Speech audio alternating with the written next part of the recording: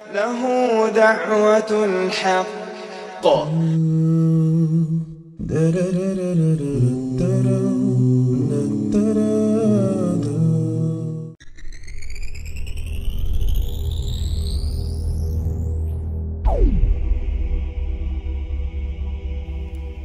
You know, something must be wrong when almost every single song has sex as its basis. When rap stars get famous after making lyrics that are shameless. When a woman is expected to sleep with a man who doesn't even know what her name is. And when artists are paid to degrade the very women that have made them. To the point they are nothing more than pieces of plastic that we can dispose of once they are no longer attractive. It's sickening and sadistic that this world's become so misogynistic. And you can call me unrealistic, but just listen to the statistics. 7 in 10 men view porn while over 75 million are addicted. 68 million requests a day for pornographic pictures, making 1 in 4 searches sexually related.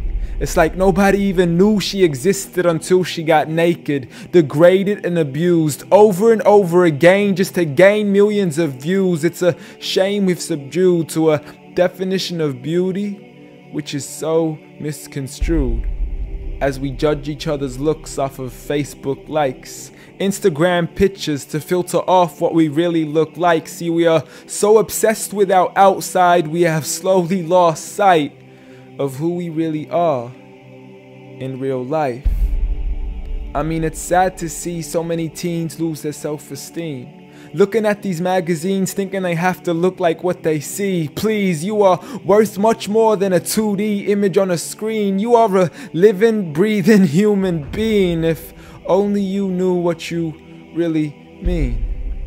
Just look into your history books and begin to read of all the girls in the world who were capable to achieve, and you will surely see with certainty females like Fatima al-Fihri, who opened the first ever university, Rufaida al-Islamiyya, the first nurse to perform surgery, and Aisha bint Abi Bakr, the greatest female scholar in eternity. It's a shame you probably haven't even heard of these great female prodigies.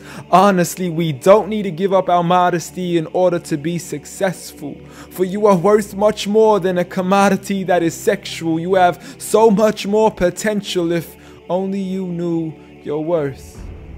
You could be like the greatest of all women to have walked this earth, like Mary, the mother of Jesus, chosen by Allah to be an example for the believers, a woman who stood strong even when she was abused, falsely accused and ridiculed for things she'd never ever do, so it didn't really matter when there was nobody else beside her, for she knew that God was Ar-Razzaq and her ultimate provider, and she had a trust in Him alone. Just like Asiya, the wife of Fir'aun, a woman who was brave and courageous, stood up for what was right and didn't let anybody change this. A woman who was fearless and laughed in the face of death, for she gave up the riches of this life for a palace in the next. Next up, Khadija, the mother of the believers, a wealthy merchant who had nurtured the Prophet for over 25 years, his first wife, the love of his life, and the mother of his kids. She was the first to believe in him when nobody else ever did. She just is, beyond any words that can make you understand. So much so that even Allah sent her His salam. She was grand and Allah assured her, just like her daughter, Fatima, the master of all women in paradise, a woman who would shine so bright she was nicknamed as Zahra, the splendid one with the most generous of hearts, a woman who gave up so much of her food she had no choice but to fast. She would fight on behalf of her father even as a little girl. And such are the examples of the greatest woman in the entire world. And it had nothing to do with how they looked, but for who they truly were.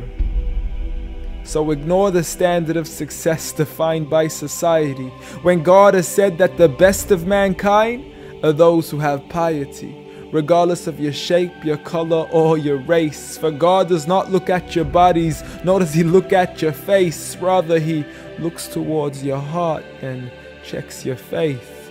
So at the end of the day, it doesn't matter what the people say or who they think you are, when you could be like the greatest of all women in the eyes of Allah.